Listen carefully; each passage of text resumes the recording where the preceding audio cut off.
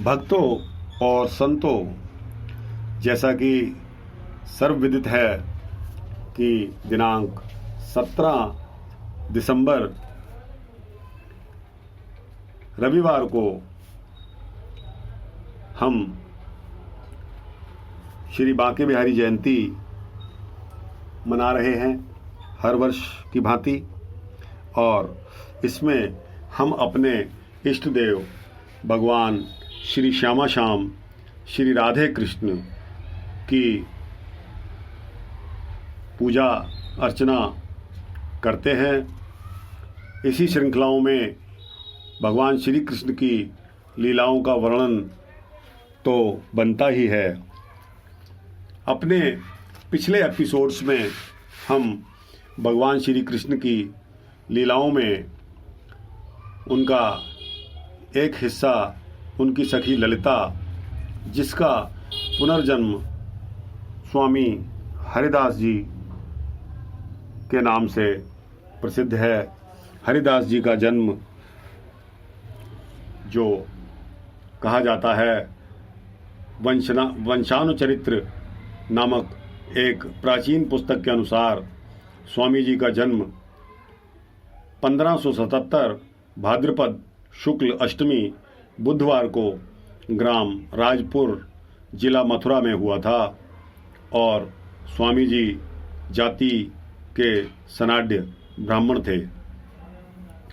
प्रचलित मतानुसार स्वामी हरिदास जी बाल्यकाल से ही बहुत प्रतिभावान और मेधावी थे और विलक्षण प्रतिभा रखते थे। कहा जाता है कि स्वामी हरिदास जी ने अलीगढ़ के नवाब अशरफिया खान के पुत्र को जीवित किया था और उससे उनकी प्रसिद्धि बहुत बढ़ गई। इसके अलीगढ़ के नवाब ने इस घटना से प्रभावित होकर इनके जन्म स्थान का नाम हरिदासपुर रख दिया था। यह भी कहा जाता है कि स्वामी जी का अल्पायु में विवाह भी हुआ था, किंतु स्वभाव से हरिदास जी बैरागी थे और सदा ही भगवत भक्ति और भजन में लीन रहते थे तथा इन्होंने अपने वैवाहिक धर्म का निर्वाह नहीं किया। विवाह के कुछ वर्ष उपरांत आप अपनी कोपीन यानी लंगोट, करुआ, मिट्टी का पात्र और अपनी भगवत कथा लेकर वृंदावन आ गए थे। चलते समय जब घर से निकले तो उन्होंने अपनी पत्नी हरिमती जी से कहा कि यदि आप भी भगवत भक्ति करना चाहते हैं तो मेरे साथ वृंदावन चलिए। यह सुनकर हरिमती जी को परम सुख का अनुभव हुआ और हरिमती जी ने हर्षपूर्वक सहर्ष कहा कि अब मैं आपके हृदय में वास करूंगी। कहा जाता है कि उसी समय हरिमती जी के लाख के चूड़े जो पहने हुए थे उन्होंने, वहाँ से अग्नि प्रज्वलित होती है और उस अग्नि के जलने से हरिमती परलोक सिधार जाती हैं। उन्होंने अंतिम समय में यह इच्छा प्रकट की कि उनके वंश में आज के बाद कोई भी स्त्री लाख के चूड़े नहीं पहनेगी। स्वामी जी की इस इच्छा का पालन आज भी इनके संप्रदाय के लोग और उनके जानने वाले उनके शिष्य करते आ रहे हैं। इस घटना के पश्चात से ही स्वामी जी अपना निवास वृंदावन में करने लगे। संतों और भक्तों, एक और प्रश्न यह उठता है कि स्वामी जी ने जहाँ दीक्षा प्राप्त की श्री आशुधीर जी क्या वही इनके पिता हैं या गुरु हैं। इस पर भी प्राचीन शास्त्र एक मत में नहीं है।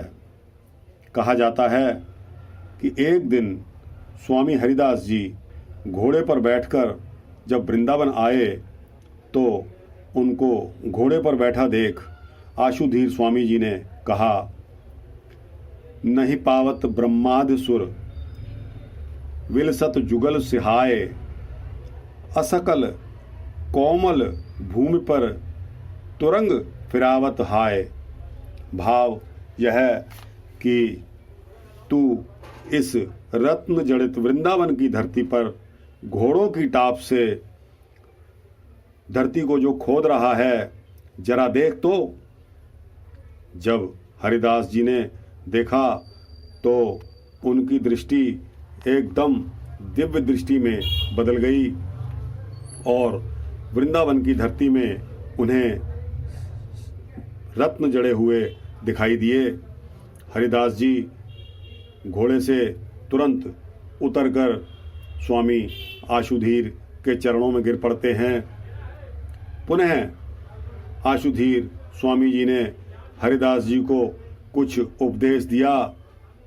तब से हरिदास जी के मन में ऐसा वैराग्य पैदा हुआ कि वे बिल्व वन में बैठकर तपस्या करने चले गए। कुछ समय ही बीतने पर श्री स्वामी आशुधीर जी ने अपना प्रधान शिष्य स्वामी हरिदास जी को बनाया और अपना शरीर त्याग कर पंच तत्व में विलीन हो गए।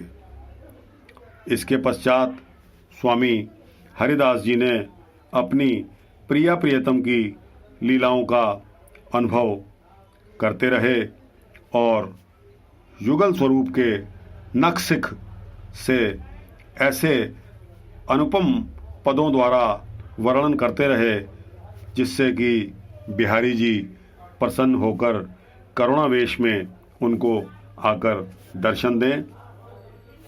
तो दोस्तों, यही नहीं, इसी क्रम में विक्रमी संवत 1567 मार्गशीर्ष कृष्णा 5 को बिहारी जी का प्रादुर्भाव आगमन होता है। एक बार की एक महत्वपूर्ण घटना का वर्णन यही है कि जिसने हरिदास जी को एक सच्चे भक्त के रूप में होने की मोहर लगा दी। स्वामी हरिदास जी नित्य प्रति वृंदावन के निधिवन में रहकर भजन पूजन किया करते थे। वहीं निधिवन में स्वामी जी को श्री बांके बिहारी जी के श्री विग्रह यानी कि मूर्ति प्राप्त होती है। यह लगभग संवत 1600 के आसपास की घटना रही होगी। स्वामी जी को श्री बिहारी जी का प्राकट्य निधिवन में ही हुआ था। इस संबंध में कहा जाता है कि पंचमी के दिन स्वामी जी श्री कुंज बिहारी जी के ध्यान में जब मग्न थे तो उसी समय इनके कुछ भक्तों की इच्छा हुई और उन्होंने स्वामी जी से पूछा कि स्वामी जी, आप जिस भगवान की आराधना करते हो तो क्या उनके दर्शन आप हमें भी करवा सकते हैं। इन भक्तों की प्रबल इच्छा को देखते हुए स्वामी जी उन्हें भी भगवान के दर्शन कराए जाएं, जिससे भक्तों को भी परम सुख का अनुभव हो सके। बस फिर क्या था, यह सुनकर स्वामी हरिदास जी अपनी ध्यान मुद्रा में आ गए और उन्होंने निम्न पंक्तियों का पाठ अपने स्वरबद्ध तरीके से किया। ये पंक्तियां हैं। मायरी सहज जोरी प्रगट भई, रंग की ओर श्याम घन दामिन जैसे, प्रथम हुती अजहू है आगे हूं रहे है ना टरे हैं वैसे। अंग अंग की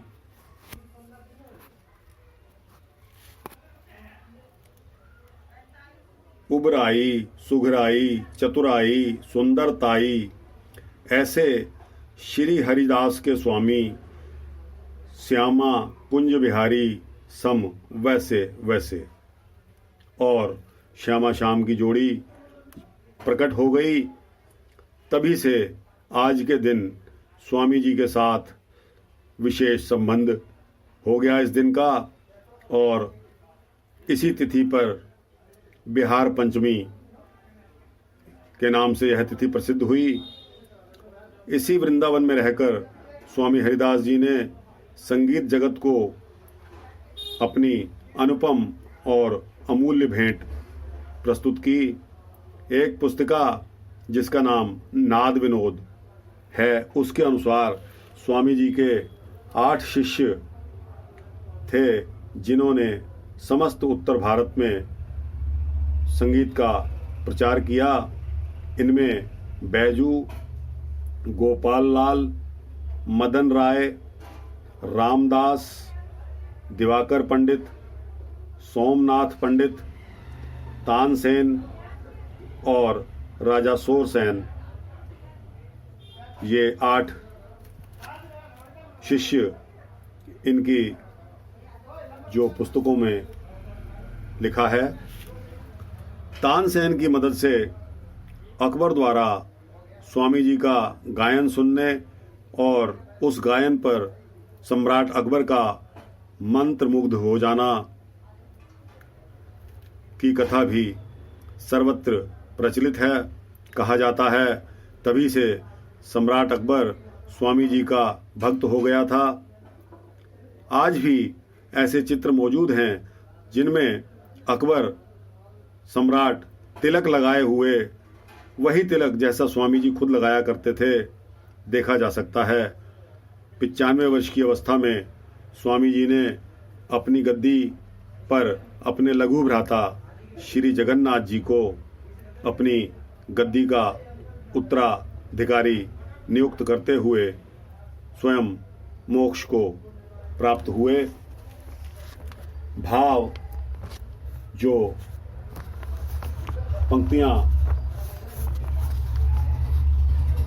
लिखी गई हैं उनका भाव यह है कि घन दामिनी में उपमा की स्थिति, जहां दोनों घन और दामिनी यानी कि बादल और बिजली दोनों अलग होते हुए भी एक ही हैं। जैसे पृथ्वी और गंध, जो पृथ्वी में गंध है सूक्ष्म धरें स्वरूप यों गौरव गाय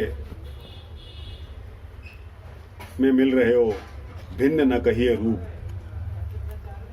तो ललित किशोरी जी ने श्री कृष्ण के बारे में लिखा है कि वे सब ईशों के ईश और अवतारों के अवतार हैं, सकल ईश के ईश हैं और अंशकला अवतारें।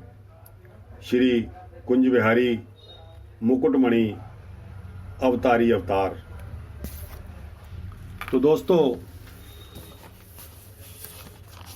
स्वामी हरिदास जी के बारे में साहित्य बहुत कम ही लोगों को मालूम है और इस पर काफ़ी खोज विचार करने के बाद और पुस्तकों को खंगालने के बाद मैं इतना कुछ जुटा पाया हूँ। भविष्य में अगर और कुछ मटेरियल मिलता है तो आपके समक्ष ज़रूर रखूँगा। दोस्तों, अगर मेरा यह वृत्तांत आपको पसंद आया हो तो कृपा करके लाइक और शेयर ज़रूर करें, ताकि आप जैसे अन्य भक्तों जो भगवान में आस्था रखते हैं वो भी इस वृत्तांत को सुने और कोई आने वाला धार्मिक वृत्तांत भी आप तक पहुंच सके। जय श्री श्यामा श्याम, जय श्री कृष्ण।